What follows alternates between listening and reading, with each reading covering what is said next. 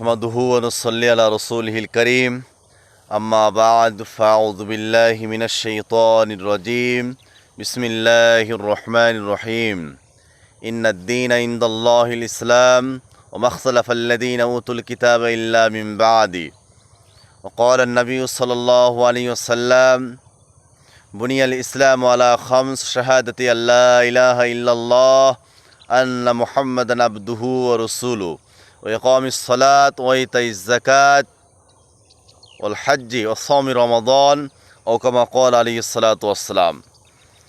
সম্মানিত উপস্থিতি, আল্লাহ পাক রব্বুল আলামিনের দরবারে হাজার কোটি শুকরিয়া যে আল্লাহ সুবহানাহু ওয়া তাআলা আমাদেরকে মুসলমান বানিয়েছেন। যে বিষয়টি আলোচনা করব সেটা হলো আমরা যে দেশে জন্মগ্রহণ করেছি এ দেশের নাম হলো বাংলাদেশ। এদেশের অধিকাংশ মানুষ ধর্মপ্রেমিক এবং মুসলমান, অথচ এদেশে আমরা মুসলিম সংস্কৃতি পালন করতে যে আমাদের বাধা সৃষ্টি হয় কেন? এর কারণটা হলো এদেশে আমরা যাদেরকে ক্ষমতায় বসিয়েছি এই ক্ষমতাসীন লোকগুলো এরা ইসলামকে পছন্দ করে না। এরা আমাদের পার্শ্ববর্তী দেশ ভারতের 5টা গোলাম। এরা চায় এ দেশটাকে ভারতের একটি অঙ্গরাজ্যে পরিণত করার জন্য। এর জন্য আমাদের সজাগ হতে হবে, সোচ্চার হতে হবে।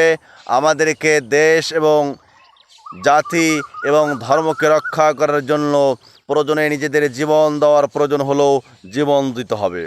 আমি কোরআনুল কারীমের যে আয়াতে কারিমা আপনাদের নিকটে তেলাওয়াত করেছি, আল্লাহ পাক রব্বুল আলামিন বলেন, ইন্নাদ-দীনা ইনদাল্লাহিল ইসলাম, একমাত্র মনোনীত ধর্ম আল্লাহ জাল্লা জালালুহু, আল্লাহ তাবারক ওয়া তাআলার নিকটে ইসলাম। ইসলাম ব্যতীত পৃথিবীতে যত ধর্ম রয়েছে হাকিকতে কোনো ধর্ম নয়, কেননা সেগুলো স্রষ্টার দেওয়া ধর্ম নয়। এই জন্য আল্লাহ পাক রব্বুল আলামিন বলেছেন, মানুষের জীবন সফলতা কখনো আসতে পারে না ইসলাম ব্যতীত। এই জন্য আমরা ইসলামের সুশীতল ছায়ায় যাতে এদেশের মানুষদেরকে আনতে পারি, এদেশের বাংলাদেশকে যাতে আমরা ইসলাম দিয়ে শাসন করতে পারি, আল্লাহ জাল্লা জালালুহু, আল্লাহ তাবারক ওয়া তাআলা যেন আমাদেরকে সেরকম তৌফিক দান করে।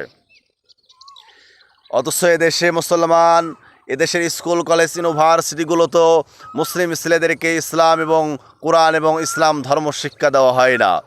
এদেশের শিক্ষা ব্যবস্থা শিক্ষাঙ্গনে হিন্দুত্ববাদীকে প্রচার করার জন্য, হিন্দুত্ববাদীকে সয়লাভ করার জন্য তারা অনেক চেষ্টা করতেছে।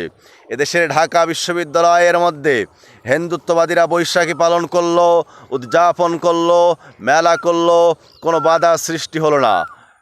এদেশের শিখ জাতিরা এসে ঢাকা বিশ্ববিদ্যালয়ে আপনারা জানেন কয়েকদিন পূর্বেই তারা তাদের ধর্মীয় কালচারকে অনুষ্ঠিতভাবে পালন করলো, কোনো বাধা হলো না।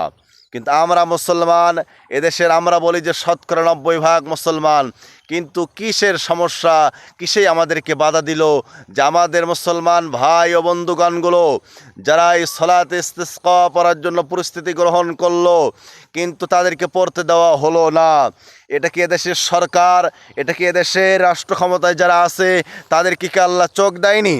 তারা যখন ভোটের সময় আসে তখন তারা মুসলমানদের পোশাক পরে মসজিদে যেয়ে তারা বলে যে আমরা ইসলাম প্রেমিক। এখন যে ইসলামের বিরোধিতা করা হচ্ছে তারা কি সেটা দেখতেছে না? তাদের কি সেই বুঝ আল্লাহ রাব্বুল আলামিন দেয়নি? এই জন্য সম্মানিত মুসল্লিয়ানে কিরাম, আমাদেরকে সজাগ হতে হবে, সোচ্চার হতে হবে। আমরা যাতে ইসলামের বিরোধিতা কোনো কাজ হতে দেব না, কেননা ইসলামের জন্য প্রয়োজনে আমাদের নিজেদের জীবনকে দিতে হবে। আমরা যে দেশে বসবাস করতেছি এই দেশের মধ্যে যাদেরকে ক্ষমতা দেওয়া হয়েছে এই সমস্ত ক্ষমতাসীন লোকরা হলো ভোটে যাওয়ার সময় যখন তারা ক্ষমতায় বসবে তখন ঠিকই তারা ইসলামের দোহাই দিয়ে ক্ষমতায় যায়, কিন্তু ক্ষমতায় যাওয়ার পরে তারা ইসলামকে দেশ থেকে বিদায় করে দেওয়ার জন্য ইসলামের কৃষ্ট কালচার, ইসলামের সংস্কৃতি তাদের পছন্দ হয় না, তখন তারা হিন্দুত্ববাদ, ভারত থেকে আমদানিকৃত ধর্মকে তারা এদেশে প্রচার করতে চায়। এজন্য আমাদেরকে সজাগ হতে হবে, সোচ্চার হতে হবে। আমরা এদেশে হিন্দুত্ববাদকে প্রতিষ্ঠিত হতে দেব না। বাংলাদেশের প্রত্যেকটি সেক্টরে যতগুলো বড় বড় পদ রয়েছে এই দেশে, এই সরকার সেই বড় বড় পদগুলোর মধ্যে হিন্দুত্ববাদ এবং হিন্দুদেরকে সেখানে চাকরি দিয়ে মুসলমানদের কলিজায় হানা দিচ্ছে।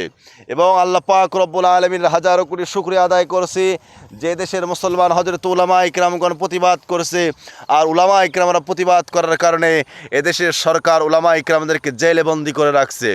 এই জন্য দেশের জনগণের প্রতি আহ্বান জানাচ্ছি, দেশের জনগণদেরকে সজাগ করার জন্যই আলোচনা করছি যে আমরা সজাগ হই।